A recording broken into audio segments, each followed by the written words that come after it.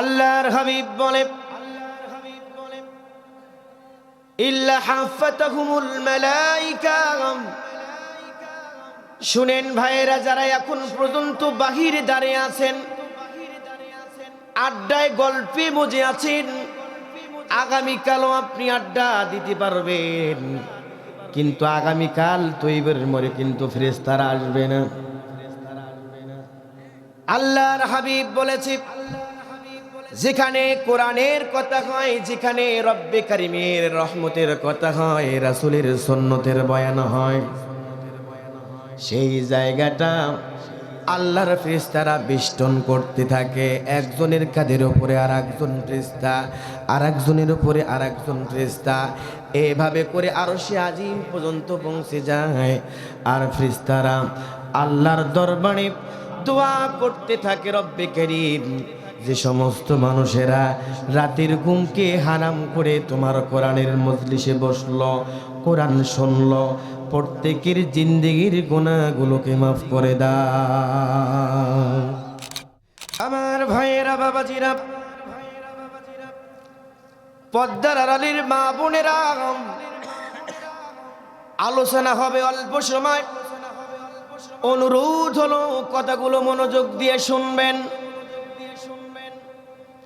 আল্লাহর হাবিব সাল্লাল্লাহু আলাইহি ওয়াসাল্লাম বলেন, লা ইয়াকুদু কওমান ইয়াযকুরুনাল্লাহা তাআলা ইল্লা হাফাতাহুমুল মালাইকা ওয়া গাশিয়াতুহুমুর রাহমাত ওয়া নাযালাত আলাইহিমুস সাকিনাহ ওয়া যাকারাহুমুল্লাহু ফীমান ইনদাহু। আপনারা যারা বসে আছেন, রাতের পর রাত মাহফিলগুলো শোনেন, বলেন হুজুর মাহফিলগুলো শুনে কি হবে? আমল করলে তো ভালো, যদি সিদ্ধান্ত গ্রহণ করেন জিন্দেগি পরিবর্তন হয়ে যাবে ইনশাআল্লাহ। দুনিয়া এবং আখিরাতের কি উপকার আছে? মদিনাওয়ালা নবী বলেন, আল্লাহ রাব্বুল আলামিনের হাবিব বলেন, যারা জিকিরের মজলিসে বসে, কোরআনের মজলিসে বসে, ওই মজলিসটা হোক একটা ধান ক্ষেত, হোক একটা সাধারণ জমিন, ওই সাধারণ ধান ক্ষেত, সাধারণ জমিনটা আর জমিন থাকে না, ওই জমিনটা ফেরেশতাদের আড্ডায় পরিণত হয়ে যায়। আল্লাহর হাবিব বলে, ইল্লা হাফাতাহুমুল মালাইকা। শুনেন ভাইয়েরা, যারা এখন পর্যন্ত বাহিরে দাঁড়িয়ে আছেন, আড্ডায় গল্পে মজে আছেন, আগামীকালও আপনি আড্ডা দিতে পারবেন, কিন্তু আগামীকাল তৈবের মরে কিন্তু ফেরেশতারা আসবে না।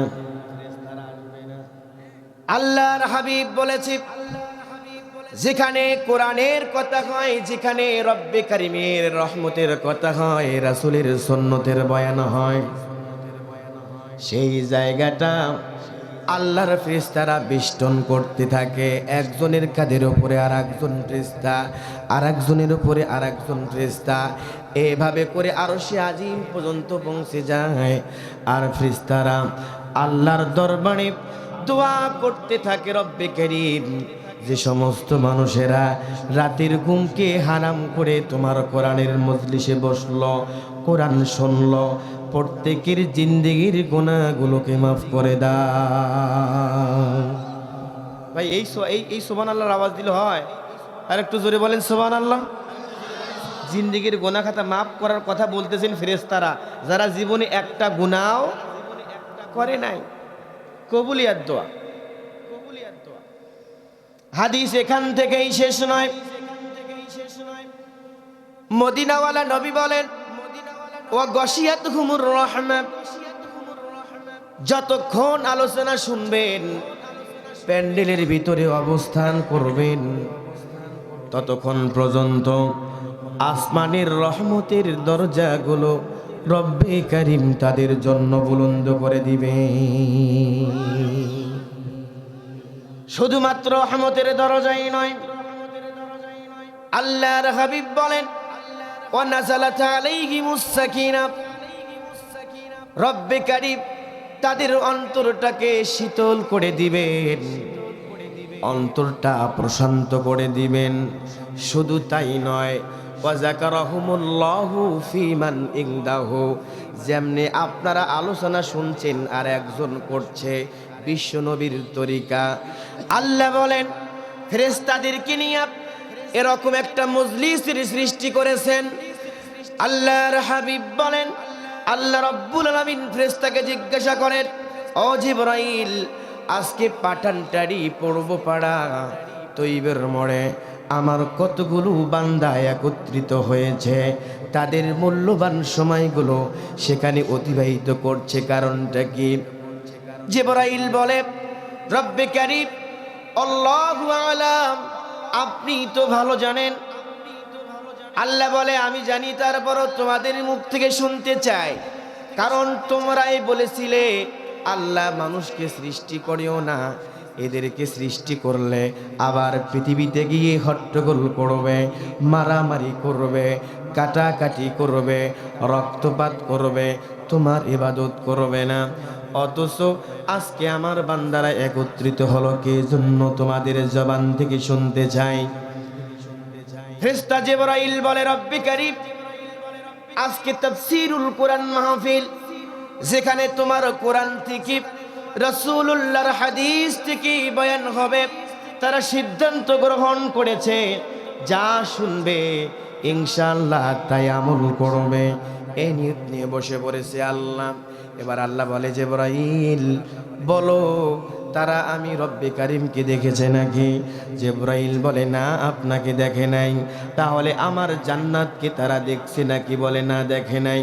তাহলে বুঝি আমার কঠিন জাহান্নামকে তারা দেখেছে?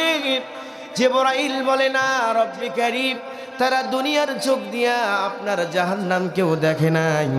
এবার আল্লাহ বলে, আমাকে দেখলো না, আমার জান্নাতকে দেখলো না, আমার জাহান্নামকে দেখলো না, না দেখে আমি রব্বে কারিমের কথা শুনবার জন্য, সন্তুষ্ট করবার জন্য বসে পড়েছেন।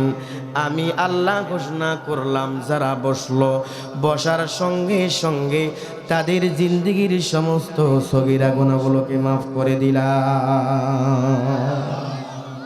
আর জোরে বলেন সুবহান। জিন্দেগির সগীরা গুনাহ মাফ। গুনাহ দুই প্রকার থাকে। কয় প্রকার? সগীরা গুনাহ, আর একটা আছে গুনাহ কাবীরা। কাবীরা গুনাহ এগুলো তওবা ছাড়া মাফ হয় না। আল্লাহ বললেন, মাহফিল থেকে আলোচনা শুনে তারা যদি সিদ্ধান্ত গ্রহণ করতে পারে, রব্বুল আলামিন জীবনে যতদিন সুদ খেয়েছি আর খাবো না, যতদিন ঘুষ খেয়েছি আর খাবো না, পিতামাতার সঙ্গে খারাপ আচরণ করেছি আর কোনোদিন করব না, রব্বে কারীম অন্যের হক নষ্ট করেছিলাম আর কোনোদিন করব না, এভাবে করে যদি সিদ্ধান্ত গ্রহণ করতে পারে, কোরআনে আল্লাহ আগেই বলে দিয়েছেন, লা তাকনাতু মির রাহমাতিল্লাহ ইন্নাল্লাহা ইয়াগফিরুয যুনুবা জামিআ ইন্নাহু হুয়াল গফুরুর রহিম। বান্দা যখন গুনাহ করবার পর নিরাশ না হয়ে গিয়ে রব্বে কারিমের দরবারে কমিটমেন্ট দেয়, আর জীবনে গুনাহ করব না, তোমার হুকুম অমান্য করব না, তুমি যা হুকুম করেছো ফাহাল্লা হালালা ওয়া হাররামা হারামা, যেগুলো হালাল করেছেন গ্রহণ করব, হারাম করেছেন যেগুলোকে বর্জন করব সেগুলো। রব্বে কারিম বলে জিন্দেগির সমস্ত গুনাহগুলোকে মাফ করে দেই। ওই কথাই বলে, তারা যদি গুনাহ কবিরের জন্য তওবা করে, আমি রব্বে কারিম তাদের জিন্দেগির সমস্ত কবিরা গুনাহগুলোকে মাফ করে দিব। তাহলে এই হাদিসের দ্বারা দাঁড়ায়, আপনারা যারা এখানে অবস্থান করছেন, সগীরা গুনাহ মাফ আর সিদ্ধান্ত নিয়ে তওবা। শর্ত কি? জোরে বলেন, সিদ্ধান্ত শর্ত কি? তওবা করতে হবে। যদি তওবা করেন, তাহলে হাদিস যদি সত্য হয়, নিষ্পাপ হয়ে বাড়িতে ফিরতে পারবেন ইনশাআল্লাহ।